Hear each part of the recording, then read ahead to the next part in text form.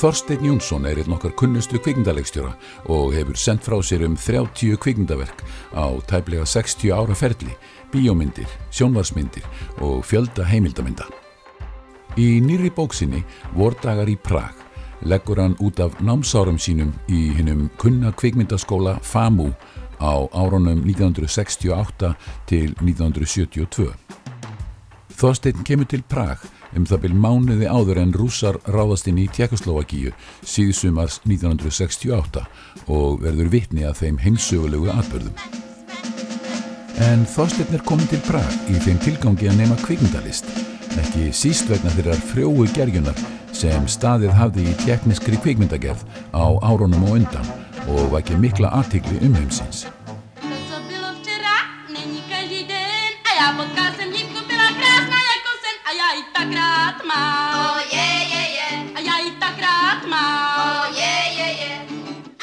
Þetta ekki hefðbundin endurminningabók, heldur vefur Þorsteinn eigin reynslu saman við skáldskap. Úr verður frásögn af ungum manni sem lendir strax í hringiðu heimsviðburða og kynnist síðan snarrugluðu stjórnkerfi, þrautseigum Tékkum og síðast en ekki síst ástinni. Ég ræddi við Þorsteinn bókina, tíman í Prag, tékkneska kvikmyndavorið, hina leyndardómsfullu veru og hvernig á að segja sögur.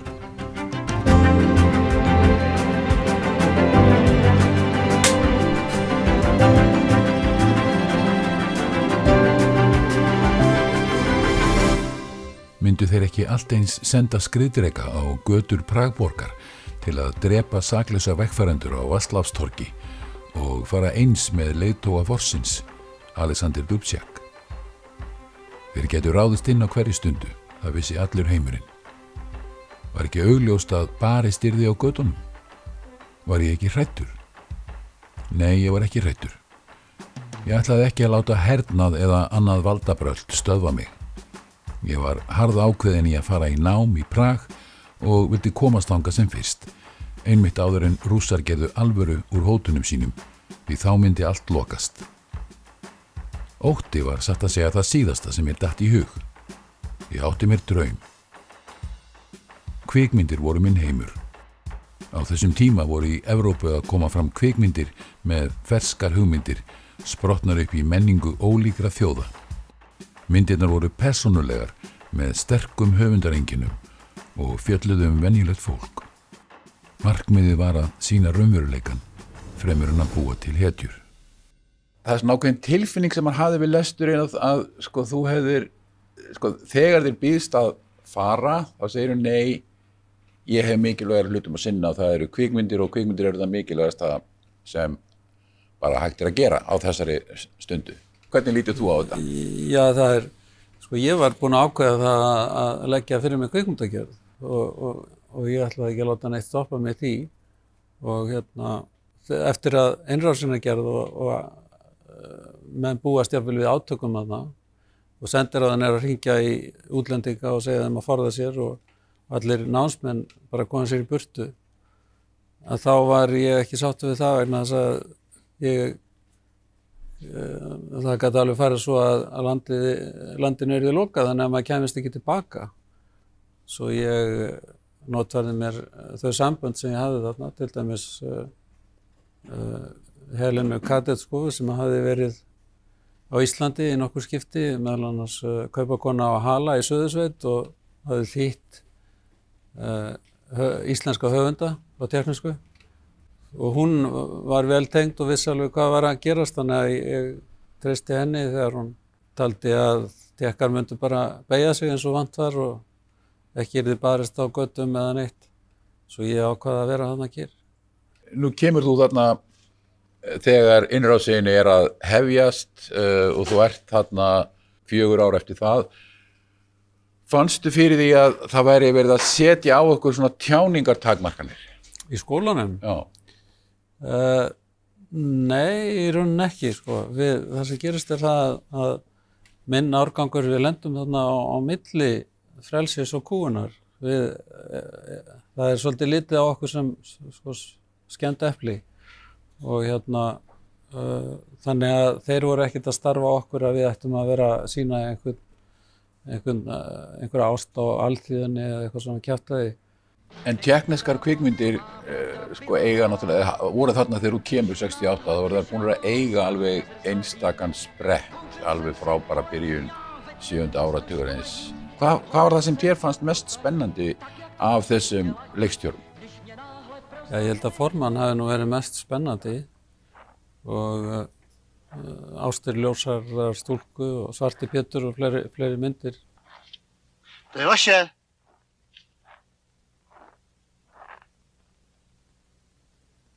Poslyšte, co nám tu tady věšíte po stromech?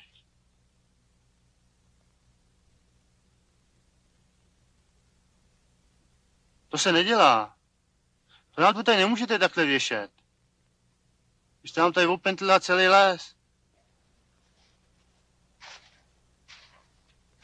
Já myslím, že se těm stromům snad nic nestane, ne? No ale mohlo by se stát, že tady půjde srnec, víte? A uvidí kravatu na stromě. Lekne se, už jste někde viděl, jak se lekne srnec, jo? Ne. No, tak on to dělá asi takhle, víte? Ne! Ne! Tak se leká. Líbí se vám to? Síðan var það að kvikmyndaskólinn FAMU í Prag, hann var mjög hátt skrifaður og margir töldu að vera bara besta kvikmyndaskóla í heiminum. Þannig að ég vildi komast þangað. Hún var með sérstaka birtu í andlitinu, opin og frjáls, eins og þeir sem eiga allt. Ég hafði ekki spurt hana neins, en nú spurðu tékkarnir hvaðan hún væri. Hún leit á mig. Hvað heldur þú? Hún var með svart hár og sægræn augu. Hún hefði getað verið ítölsk eða rússnesk. Svo talaði hún hebresku. Var hún frá Ísrael? Norsk, sagði ég til að vera fyndin. Hún leit alls ekki út fyrir að vera norsk. Hún horfði á mig athugul og í svip hennar fólst hvorki samþykkin í neitun. Heldur spurningin, hvað veistu mig? Vera mjög ábyrrandi persóna í öllu verkinu. Hún, sko, þó hún sé kannski ekki alltaf eða rauninni sjaldnast til staðar, þá hún samt einhvern veginn, nærvera hennar alltaf mjög sterk. En hún samt svona eins og hugmynd, eins og fyrirheldi sem sveimar í loftinu og þú stöðugt að grípa. Hún gegnir þarna eiginlega tvenns konar hlutverki, annars vegar hún svona samlíking við samband Rússa og Tékka, eins óleiklega eins og það hljómar. Rússar töluðu ást til Tékka og þeir voru að koma til þeirra af ást. Tékkar urðu að samþykkja þessa ást, annars eru þeir drepnir. Og ég þarna með persónu sem eiginlega nær valdi á mér, eða þessum ég sem þarna í sögunni. Hann elskar hana og gerir sér grein fyrir því að ef hann sem sagt láti á það reyna að þá verði hann viljalust verkfæri í örmum hennar. Og síðan hitt hlutverki sem hún í að hún eiginlega persónugervingur kvikmynda heimsins. Þessa glæsilega dýrðar ljóma sem yfir kvikmyndunum. Drauminum að verða frægur og sigra heiminn og hún verður þarna andlit á kvikmyndaplagötum bíóhúsana út allan heim. Eitthvað sem allir dást að. Og hann, sem sagt, ég í sögunni að berjast við að gera kvikmyndir svona í litlu landi, litlar myndir sem enginn tekur eftir, en hún stjarnan. Ég oft spurður að því, hver Vera? Og lesendur vilja kannski átta sig á því og fara að vilja leita, hver getur þetta verið með norsk tengsl og ísraelsk tengsl og tékknesk og verður heimsfræg og svona og hvað. En mér finnst það ekki skipta máli, ég meina, ég vísa fólki bara á að hafa samband við KGB, að þeir fylgdust með okkur og þeir vissu allt hvað var að gerast. En einhver sérstakur kontakt sem hefur þarna í auga? Já, við verðum að fara til útlanda vegna þess að þeir eru hættir hér, þeir eru ekki staðsettir á Íslandi og þeir eru búin að skipta nafn.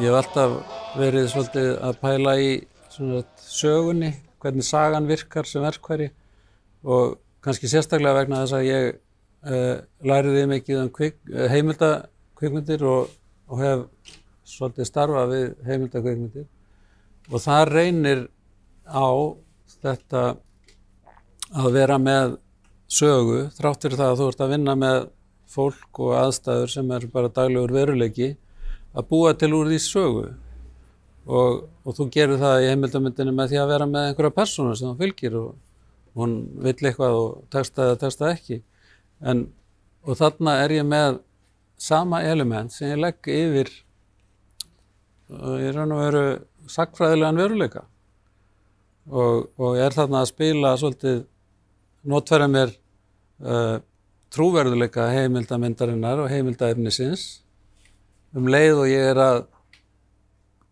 setja yfir það sögu til þess að breyta þessum veruleika í tilfinningu frekar en útskýringu eða lýsingu. Þegar þú hugsað tilbaka og hugsað tíman þarna sem þú varst í Tékkóslóvakíu, hvað er það dýrmætasta sem þú lærið þér á þeim tíma? Það er svo margt. Það er meðal annars það að sjá okkar heim þaðan, sjá sem sagt Norðurlöndin og Vesturlönd sem sagt frá úr þessum vinkli, þarna Austur-Evrópa sósíalismans á þessum tíma. Það er líka það sem ég lærði bara pólitík, það er að segja ekki einhverja ákveðna stefnu heldur samskipti almennings og valdhafa og samspilið þar á milli, hvernig menn geta farið þarna á milli og verið sveikarar stundum og verið allt í einu vinir án þess að neitt breytist, nema það að þeir játast valdhöfunum. Og síðan náttúrulega kvikmyndaheimurinn, sem sagt þessi, hvað er maður að segja, ákveðin raunsæi sem var þarna og fylgdi tékkneska vorinu og tékknesku kvikmyndabylgjunni að taka samfélagið til athugunar og sjá það eiginlega neðanfrá frekar en ofanfrá.